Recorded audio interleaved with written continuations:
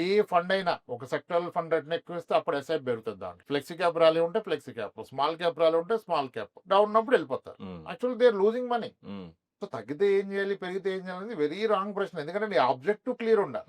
ఇప్పుడు 2 కోట్లు పెట్టి ఇల్లు కొన్నా, నేను కొన్న వారానికే నాకు ఒక 10 లక్షలు పెరిగిపోయింది. నా పక్కన 2 కోట్లు 10 లక్షలు అడుగుతున్నాడు, నాది అమ్మేయాలా? 10 లక్షలు లాభం వచ్చింది కదా, అమ్మాలా? అమ్మకూడదు కదా. లేదు, నేను 2 కోట్లు పెట్టుకున్నా, 1,80,00,000 అయింది, ఇప్పుడు నేను ఏం చేయాలి? బాధపడాలి కూర్చొని. ఇది కూడా అంతే, దానికి అప్లై చేయలేదు.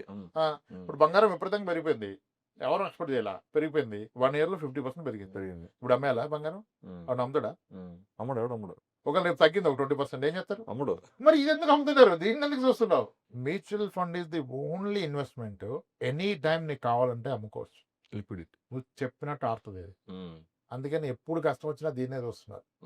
నువ్వు ఇన్వెస్ట్ చేస్తుంది లాంగ్ టర్మ్ లో నీకు డబ్బు రావాలంటే షార్ట్ టర్మ్ లో పెయిన్ తీసుకోవాలి. ఓకే. తీసుకోకపోతే డబ్బు రాదు.